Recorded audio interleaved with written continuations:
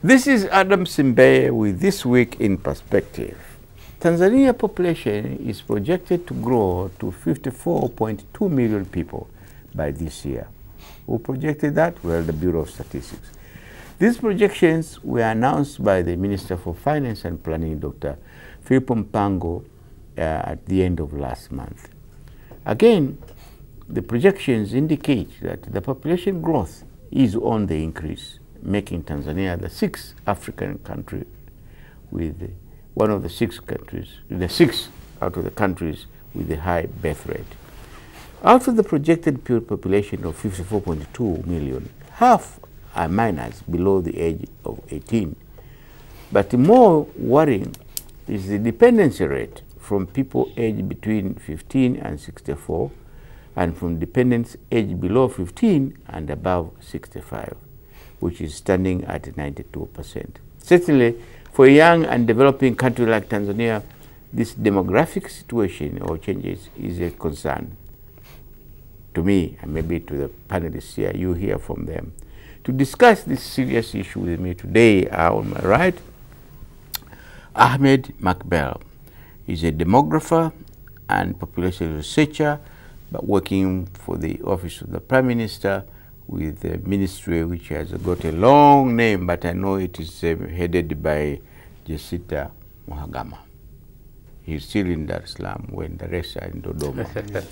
Next is Irenaeus Ruyoba from Bureau of Statistics, the National Bureau of Statistics. But I remember at one time he told me he was the Director of Operations, okay, and research operations. Next is Dr. Bohela Lunegelo.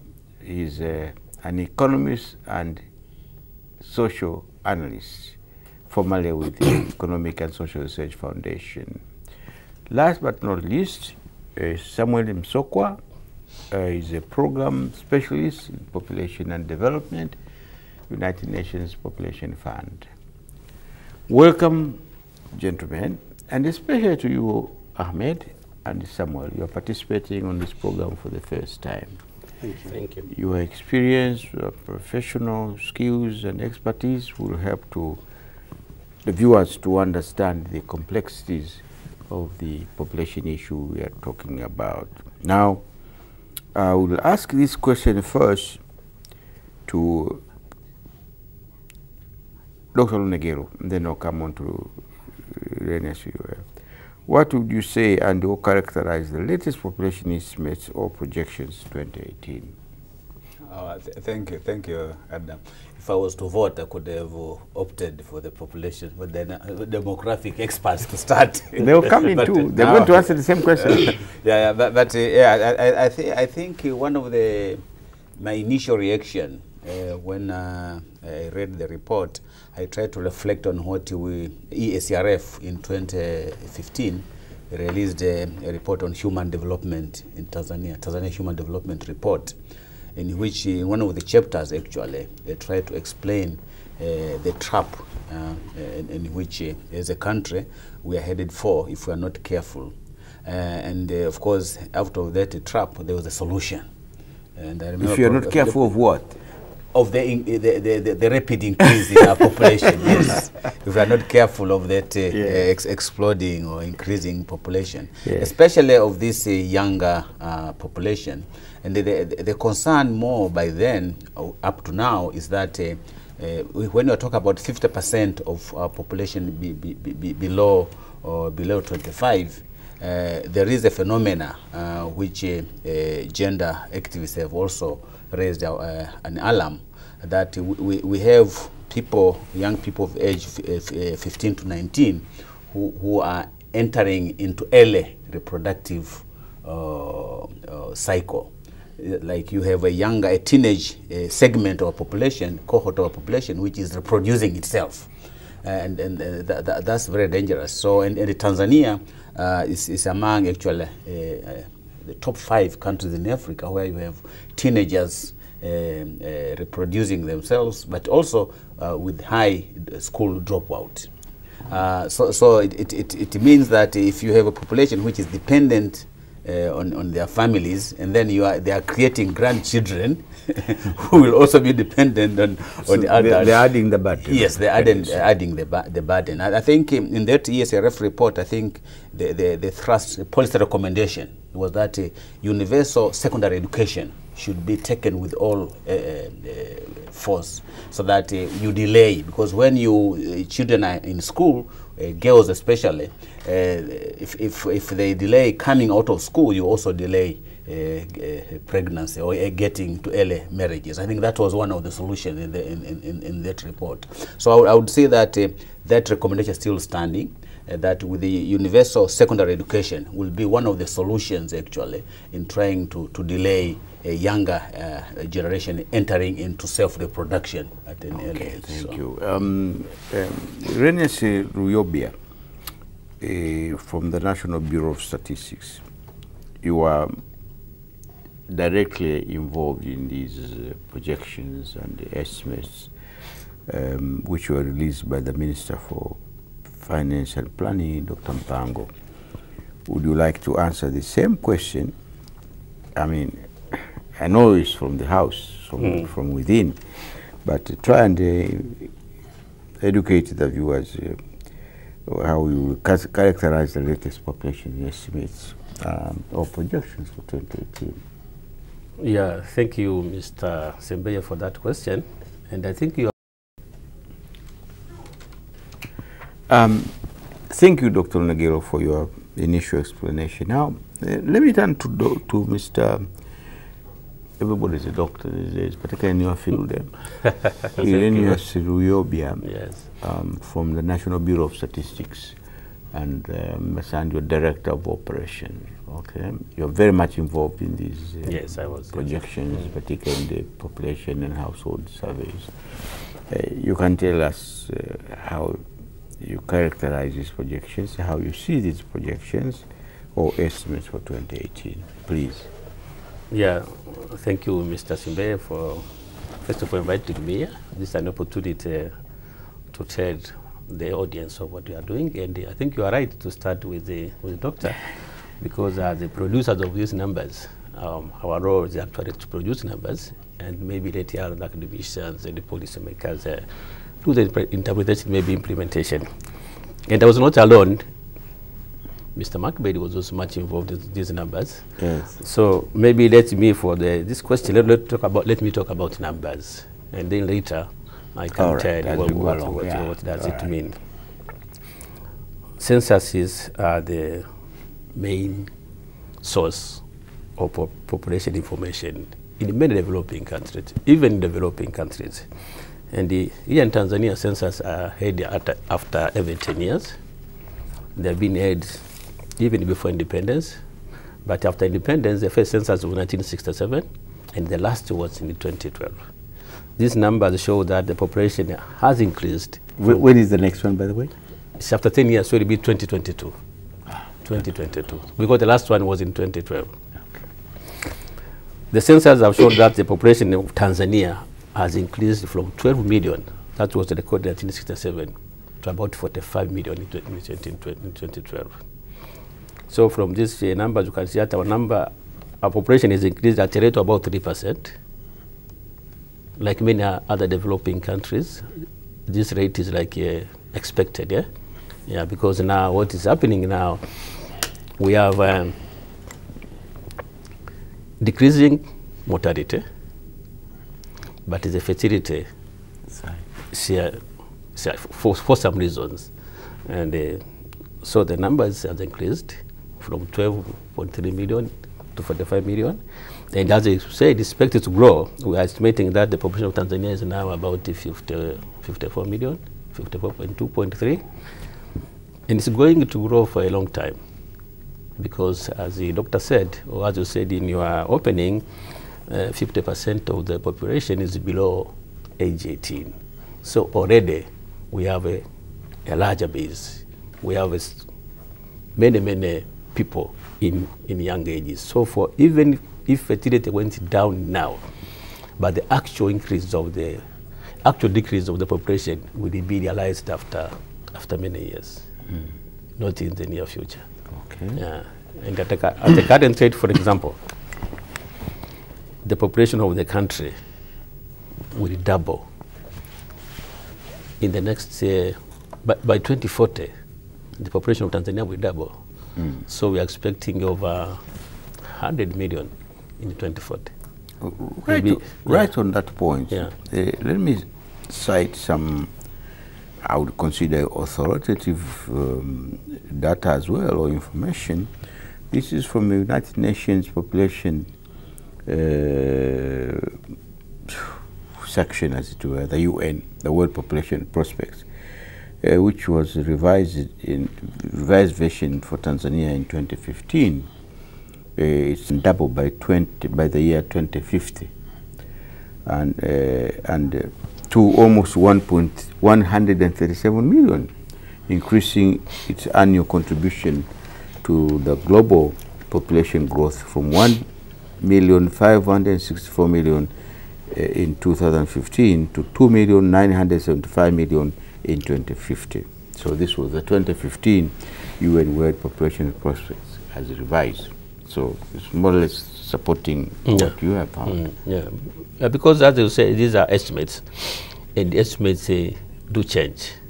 And that's why after every 10 years, we do the census to update what we have. Yes. Not only census, but also conduct household surveys to update some of the indicators. Okay. For example, fertility, for example, prevalence of HIV, mortality. These numbers change. That's why I said, under the current situation, the population of Tanzania will double in 2040 if everything remains as it is now. But we are dynamic. The sector is dynamic. It's not at a standing state. That's why after 2022, we will have another census. Then we will update those projections. Okay, let's turn to Ahmed Makbel, who is a demographer and population researcher. What do you say to these estimates? And I understand you participated in these as part of the Economic and Social Research Foundation. Thank you, Mr. Adam, for inviting us here. What I would say, maybe the projections are a necessary tool for policy planning, monitoring, and evaluation. And as my colleague said, the census is conducted after every 10 years. So in between, and even after the next census, we have to come up with numbers that will help us in the policy and the planning and the monitoring and the evaluations.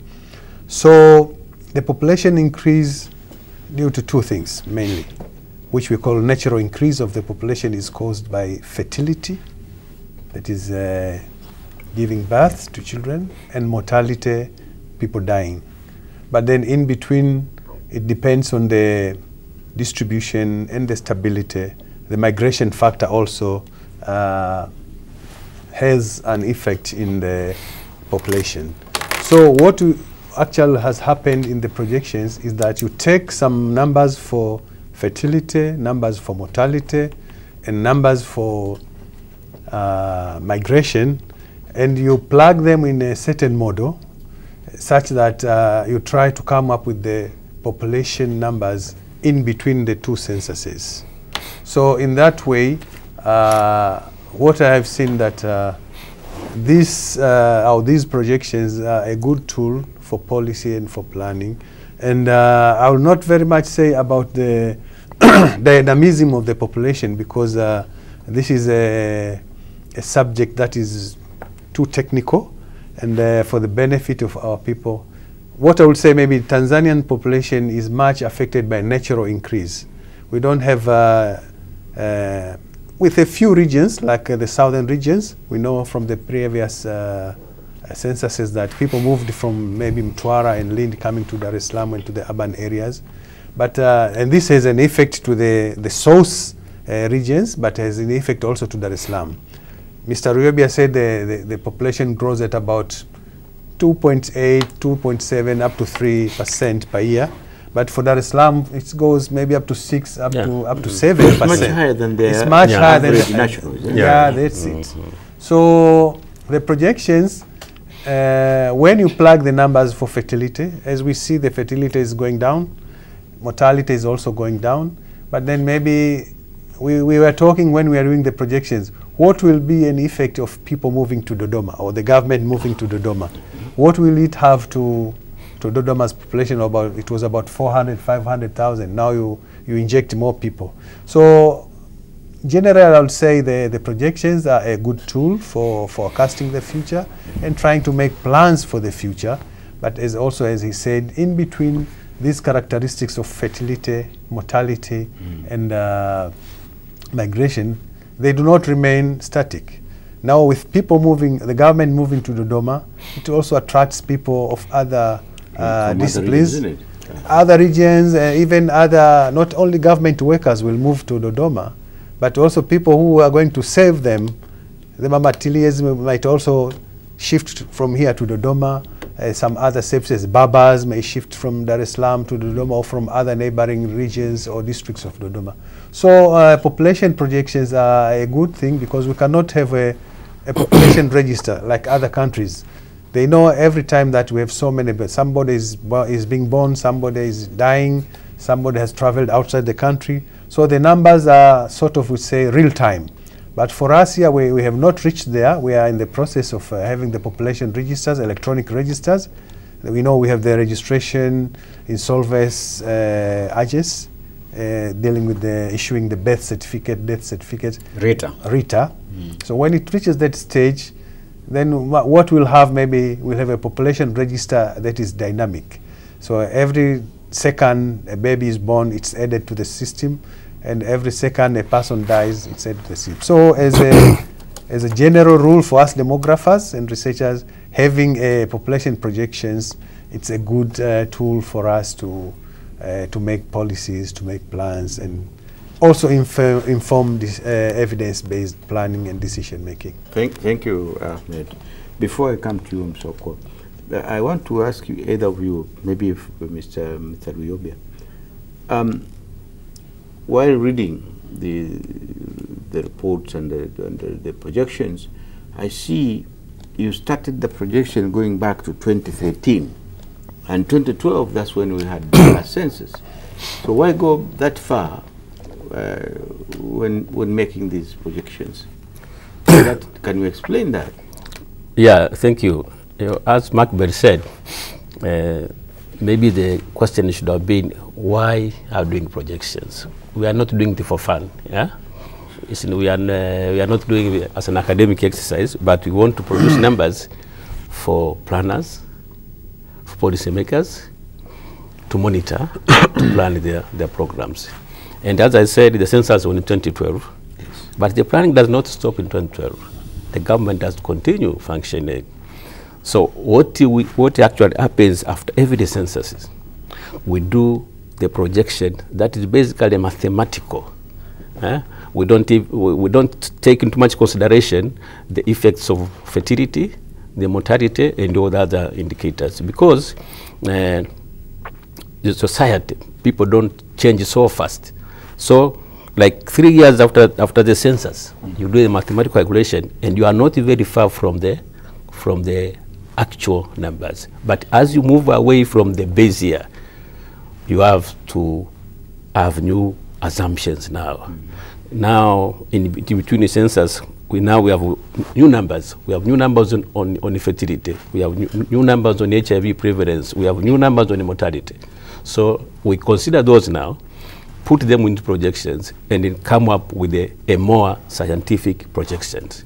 It doesn't mean that there was no numbers between 2013 and now, but those numbers now have been revised. Yeah.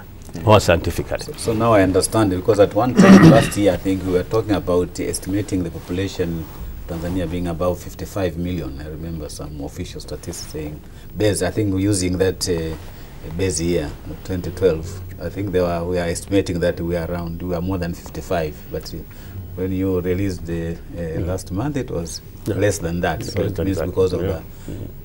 What is actually happening for the short periods of time after the census?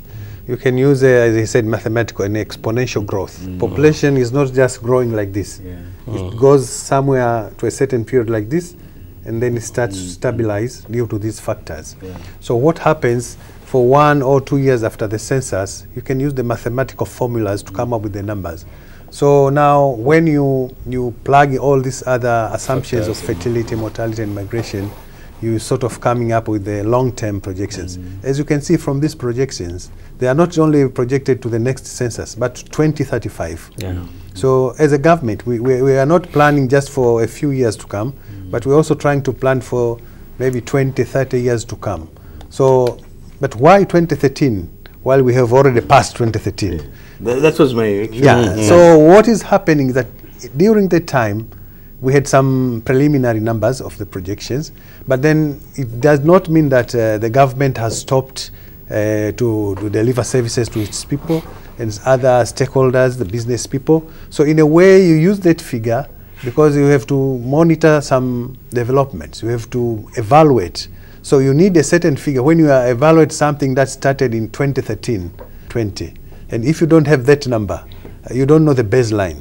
Now you will have the baseline for all the programs, projects, and all interventions which started after the 2012 census up to now. At least they have a figure to put in their assumptions, so that when they come out, they try to establish what happened in between and what are the results. Have we moved from this place to this one? Then you have the numbers to refer to. So if we say we had so many sick people in 2013 out of so many, and now we have so many sick people out of 54, for example, has the rate of or the prevalence of diseases increased or decreased? So sometimes it's not only the numbers you need to have the denominator and the numerator. So the denominator is the census figure for 2013, and then the numerator is the occurrence of that event. Oh, thank you very much. Now I understand why the projections went back to 2013. 2013, yeah? Yeah. Because the way I understand it, that's you're trying to get the baseline data from there, as well as from the 2012 census. Okay. Samuel Msoko, coming from UNFPA, the United Nations Population Fund, what do you say to the Tanzanian population projections? Thank you. It's possible you have come together and started discussing these things, because to some extent, it's my belief, you do fund some of the activities. Thank you. And thank you, Mr. Spey, for inviting me for this program. Well, about the population projection results, actually is going along with other previous census reports, because the population of Tanzania is on the rise. As Mr. Ryobia has pointed out, since the first census that was conducted post-independence in 1967, the population has been increasing. And some of the factors contributing to population growth has remained the same, like total fertility for quite a long time.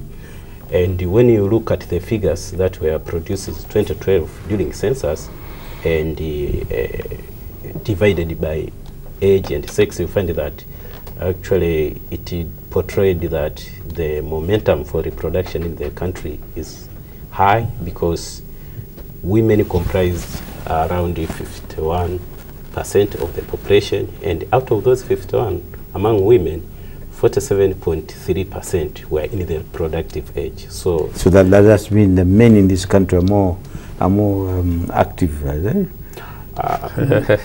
The point I'm trying to make is Mr. Ryobia has pointed that even if the fertility had to decline today, but the reproduction actually had gained the momentum. Because it doesn't stop. It will take time for this to show the signs of now decreasing.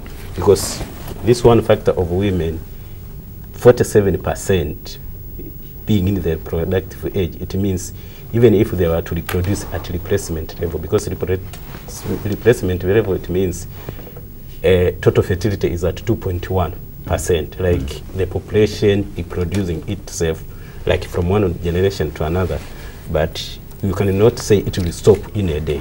So it's like a long because time people process. don't stop procreation anyway. Yeah. Hmm? So the Ahmed. figures. People don't stop procreation. They continue it's like a moving vehicle. When you make it free, yes, and you don't press the brakes, Yeah. it will move for a certain period until it Then stops. it stops. So the Yeah. population will continue increasing up to a certain period And then when it it will stop and start growing. Because when you talk of population momentum, it means you have a young population with many people in the reproductive age, not only women and men, because it takes two. I was going to ask him. Yeah. to also So refer to this men. one is sort of, you have a young population, even if they produce one child, every couple produces one child, still, because there are many, there are about, you said 50%. Yes. 50% of 54, this means 27, 28 million. Yes. So if they give birth to one child,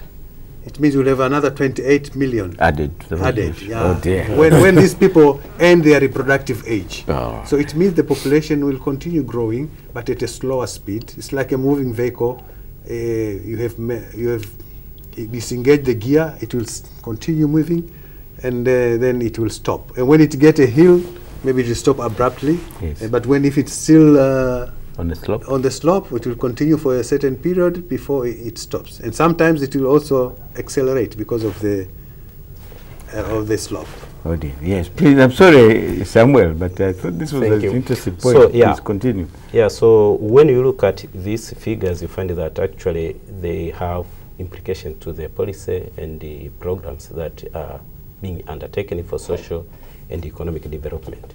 Because if you have many people adding to the population, and the median age actually for the population is 17 years, you expect that there will be pressure in some of the social services like health and education, where they will need to be saved on several aspects. Like you need to prepare a lot of resources and commit them to education and health. On education and health, about food on the table? Food, these are just Water? some. Okay.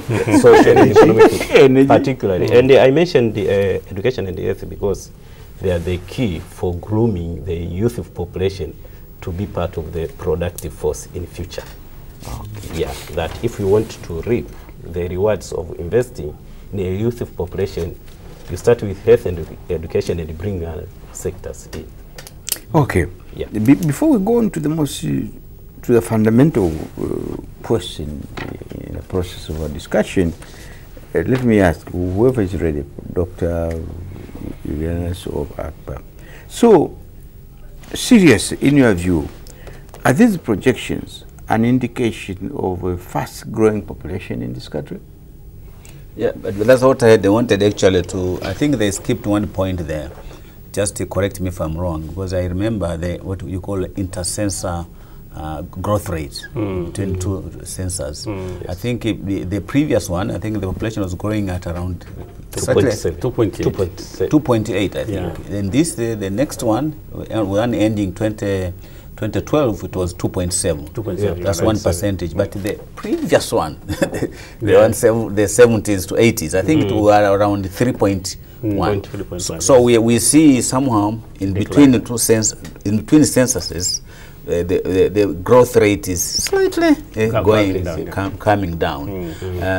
That's one interjection which I had wanted to elaborate. But also, Macbell, when you get time, this dependence ratio thing, which I think which you thought people were really interested to understand. We had agreed that you'll try to elaborate when you get time for people to understand. When you talked about this age category, yes. The one which we have to prepare for different facilities, yes. In terms of schooling, vocational trainings, those coming out of secondary school, for example. Yes.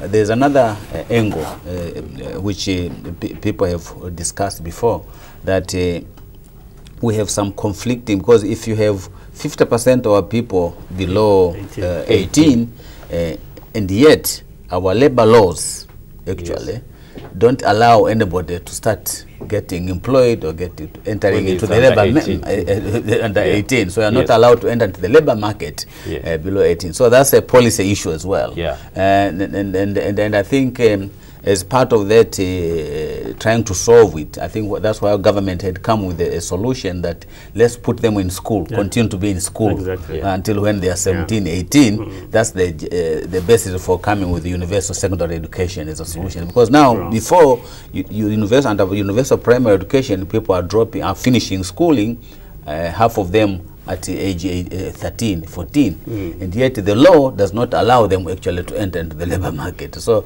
as a part of that solution was actually to come with the universal secondary education, which is an expensive national project, as you are saying, but it has to succeed. And as I said, it has also another benefit of also delaying this segment, this cohort of population actually entering into self-reproduction, because you have to be very strict in schooling, that school pregnancy is not allowed, and so we saw that debate before,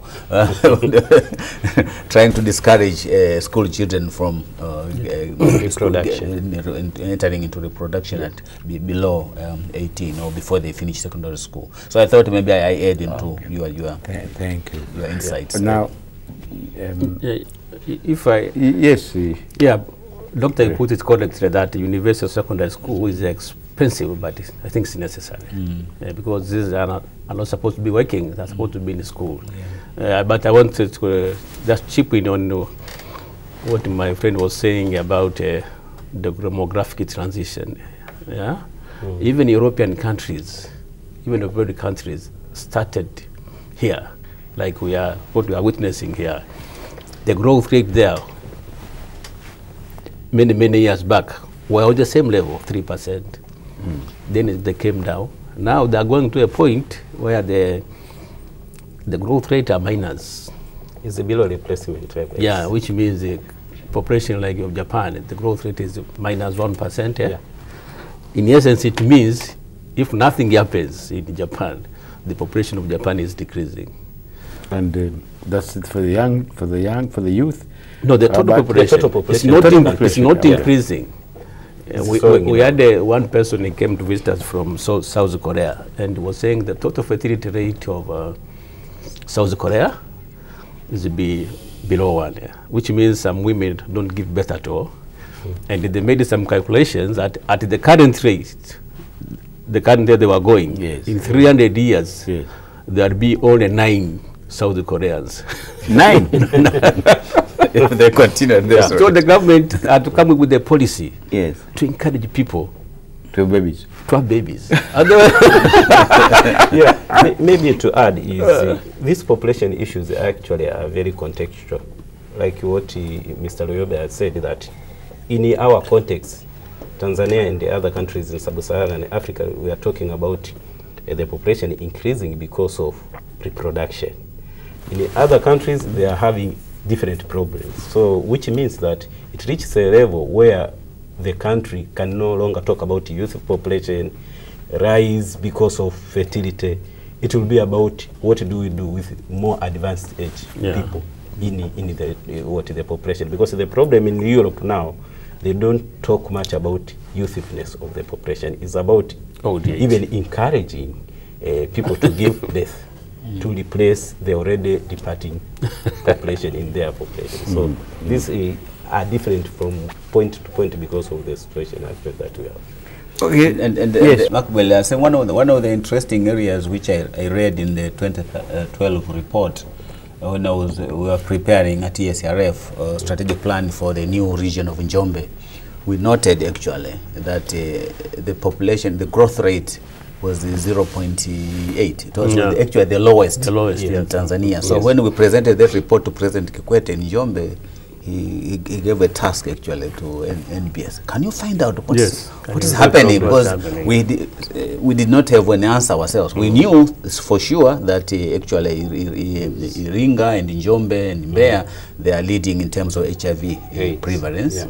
But also there might be also a lot of migration, inter-regional migration. The people there in Njombe, for example, during rain season, they go to Usangu to do some farming. Some come to Kilombero, the sugar. So we did not know which factor is the highest contributing to that very drastic actually decreased population growth. So there it means over time, if it's not as I've said I remember in 1988, after the 1988 census and the 2002 census, some leaders from the southern regions came and say, our women give birth to many children, but still the population of maybe Lindi or Mtwara is, it seems it's not growing as much as other regions.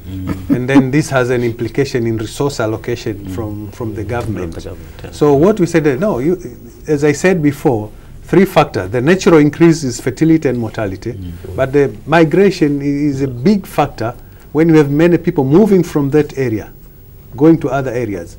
At the end of the day, your growth rate, the annual growth rate of population will be affected by these people moving out. And who are moving out? Who are moving out? The youth population. It means you also don't have enough people to make these women give birth there. You're left with the many old people like the youthful population, which is virile, who is strong, is no longer there. So, you know, even in South Africa, people moving from Mozambique going to Southern Africa in gold mines, you have an effect that people even here in Kilimanjaro, unless you shift with your spouses here, but then you leave the elderly women, the elderly men there, then you'll find maybe the population growth of Kilimanjaro is not as much as is expected. It's below national average. But then let me come back to your question on the dependence ratio. These are just numbers. The dependence ratio is collected as the number of people between 0 years to 14 added by the people of 65 years and above over the number of people between 15 and 64. So the 0.92 means that besides taking care for yourself, a person in the age between 15 and 64 is also needed to take care of about another person. 0.92 is about 1. So it means I work and then I have to cater for 2 people. So it's not an alarming number. It's just that in other countries it might go maybe 0.4. You spend for yourself and maybe half of the somebody's expenditures, and the other half is taken by somebody else. So it's just a number, and it does not have any meaning. We have an economic dependence ratio. You have to find the employment status of people in a household or in the households and see how many working people have to support non-working people. The children. And if non-working people, the number is increasing. Yeah, if you have more non-working, that's an alarming number. And then that one has it's not very much easy to get it from the census because the concept of employment and the labor, you get it from the labor force survey. It's from there that you can get this number. The economic dependence ratio is calculated mainly. The concepts because census is for the whole country, you cannot ask many questions about employment, about labor. So you just have to find a proxy number of dependence ratio, and that is the age dependence ratio. So it's one person catering for another one and him or herself. Ahmed, while you are still on the floor, I read again the data from the projections that dependence ratio is almost 92%, if I stand to be correct. Yeah. Now, in your view, does this have an impact on the social and the economic development when you have a dependency ratio going high up? You did touch here on one individual in Tanzania supporting two to the other. And then, if you can, or Rioba will try and answer this, you were talking about South Korea. In 300 years, if they remain constantly in the way they are producing themselves, they will end up having a population of 9 people. Only 9, yeah. Only 9 people, not even million. Not even 1,000. 9. Yes, but South Korea is almost a developed country. It's a developed country. So you view here the link between poverty, underdevelopment, and technological, especially underdevelopment, with an increasing population? Which one do you want to start first? The 92 and then I'll start with the 92. As I said before, this is just a proxy number to show the dependence. If we had a good data of employment status, what people are doing, because even this young people below 18. According to the international and the national laws, they are allowed to work, but in a work which is not exploitive, which is not dangerous, and even in some countries, it's part of the socialization. So you are a peasant, then you sort of, my child will become a peasant too. So it's a way of bringing them up, but then you don't give them a burden that is too much for them, that will deny them going for schools. So when the kids come, grandfather, you are doing this, let me help you. It's something of a socialization, social bringing up. So the economic dependence, even people now 65 and above, who we assume to be dependent. Yes. There are people 65 and above who are working. Like me, 75. I'm working, isn't it? Yeah, I'm here with you. Yeah. You are not a dependent. So you are not a dependent. That's true. You are not a dependent. In the context of Yeah, population and demographic Yeah. issues, but there's so many people still depending on an old man like me. You are. Yeah. All right? Sure. Every day, every other week, education, this way, demands are increasing. So the 92% is not alarming, All right. that I can say.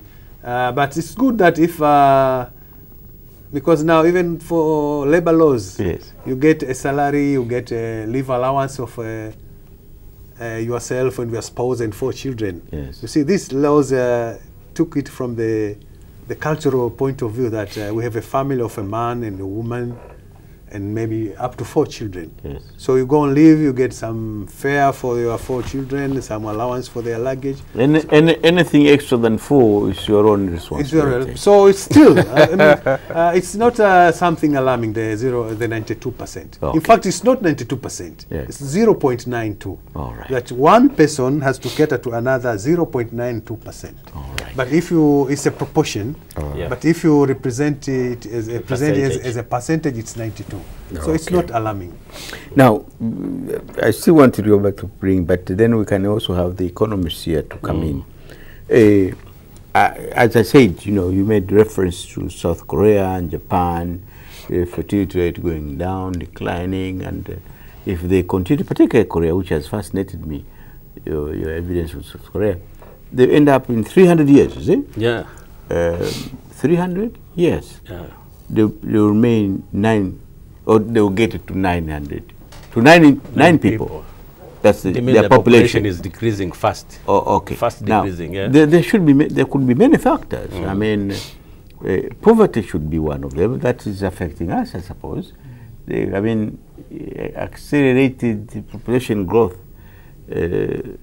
because the ordinary fellow up in the village, he has got nothing to do after farming, all right? And he farms or she farms in the same farm for day in, day out, every year. And at least we're getting electricity in the rural areas now. In the past, we didn't. So by the time it gets to 6 o'clock, Yeah, sleeping. you all converge into the bedroom. Isn't that so? And what happens in the bedroom is everybody's dead. Adam, you see, there's a theory Yes. which states that if one of the most effective way of actually controlling population growth Yes. actually is economic emancipation. If you empower people when the richer they become, it says, the more selfish they become. They want to safeguard the standard of life they are living, they are enjoying, so they will be very careful in adding their numbers at household level. So and that's what you are seeing in the Korea consequences in Korea and Europe, and because of poverty, as you are saying, the poor also invest in the numbers in children. If you have poor social services, that there is a likelihood that out of 5 children we give birth, maybe only 2 will survive. Sure. Then naturally, there's a natural instinct. You want to take an insurance. That yes, so you insure by having more, as we are saying. But also, they might survive. You might be sure that they are going to survive, because out of these 5, maybe only one will come to take care of me when because the others will be beggars, with low income jobs, etc. So it's like you are it's like lottery. That out of 5, one of them will like an insurance when you get old. Now, what does it mean? What I was saying, that after independence, our population growth was about 3.5. As we are coming now, we are 2.7. It means people are getting assured. Yes. The factor of giving birth as an insurance, insurance against death, but also insurance for you to be taken care by your children, actually is being nullified by population, by economic growth. And provision so those are the consequences of what we are saying, that economically the country is thriving, it's getting better. Get me? At a slower rate, but it's getting better. And the signals, that's the one which sends signals that maybe it's no longer necessary for you to have many children as an insurance that one of them will die, or that when they grow up, they're not going to take care of you. So it's a psychological thing, signal going on into our families as we continue. But in terms of as a country, should we worry about the number of people, the population growth rate? Of course, we are at 2.7, still higher compared to it's half of the maybe half of the GDP growth rate. So that's why in terms of real GDP growth rate, is higher. The solution to that is making sure that we invest in quality population. Quality population, that's where they talk about a population dividend. You need to get some dividend from your population, that you shouldn't be scared of the numbers. You should be scared of poorly qualified, poor population. But and very quickly, if you invest in good quality population, you are going to get some dividend feeding into economic growth. My fellow panelists, I'm told that we only have 5 minutes, but it's very strange. Can you link there very quickly before I come to Macbeth? What's the link between population growth and the development of economy? So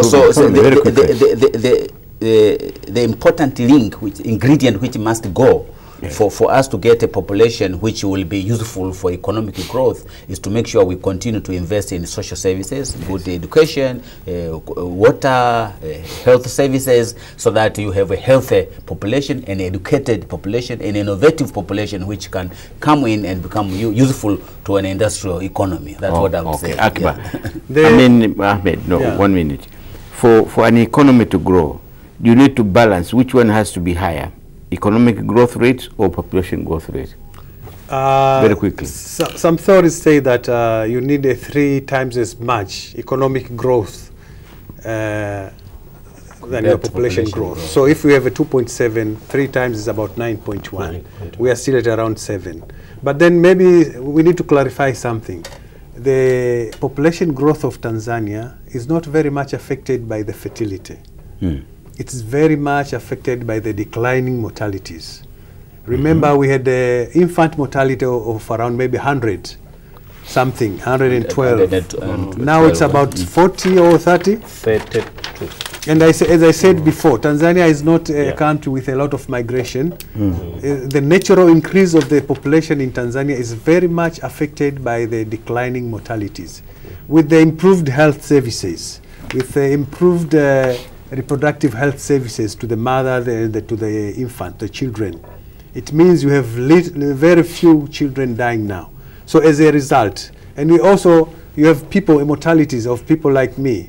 The life expectancy at the independence was about 40 something. Now it's about 60. 63. So it means the country's population grows because of many factors. Declining mortality, we have more people living longer. How about declining fertility rate? Fertility rate is declining. Okay. And then you'd have expected to decline further. But then what's the most affecting the growth of this country now? is the declining mortality, especially of the infant and the children under 5. And also for the people in the upper ages. Now, before we had maybe 2% of people 65 and above. Now it's about 5, it's going to 10%. Many of us go beyond 70 now. So now you go to the old age security. These will be the issues now. The universal Aging population. universal Taking care of people like me. Yeah. So what I would say on the population economy, we have 3 dimensions of the population, economy, and environment. That's why we have even the SDGs. One is the growth of economy and the human development, and sustainability is about the environment. Oh, damn. Okay. Very quickly, my dear. We have finished the 5 minutes. We should be winding up now. Very quickly. What are the challenges, if any, of this? You anticipated the increase in population, 54.2 million? All right. Yeah, one is participation now to deal with the situation, because once the population is there, it's not like when you are dealing with the animals, yes, crops, that you can say, I reduce some or I do whatever. Is that we have this population, so it's for the community to take care. One is at policy level, it means these projections, yes, are giving the direction for the formulated policies to serve the people. And at the community level, to be part and an integral part of the implementation of the programs relating to population. Okay, very quickly. Yeah, continuing to give skills, education, coupled with the skills, life skills for them to support themselves so that they don't become dependent. Okay, I would say that let us plan with numbers. Okay. We have produced numbers. Let us use those numbers to plan, to monitor, and then to make decision that are with numbers, with the numbers that are coming from the National Bureau of Statistics. Yes. And I want to say that there is a saying, to support what the doctor was saying about economic development, there is a saying which says that for the poor, children are assets. Is an asset. But for the rich like you, Mr. Simbe, I wish I were. I wish I were rich, children but I'm able to survive. A liability, yes, for, yes. For the rich. Yes. Thank you. That's very interesting. But very quickly. I mean, I'll say 2 things. Let people make rational choices for reproduction. The second one, it's a fact that we have a youth bonus or a population dividend. Let's try as much as possible trying to utilize this youth dividend by giving them employment in some of the non-traditional sectors, so that we have more youth engaged in production, and then they will boost the economy of the country. Thank you very much. My panelists, thank you very much for all your analysis of the situation is with regard to our increasing population. I'm sure the viewers out there will have learned a lot from all your contribution. The most important thing is definitely all the population projections and estimates are meant to help the policymakers and planners to plan for this population accordingly.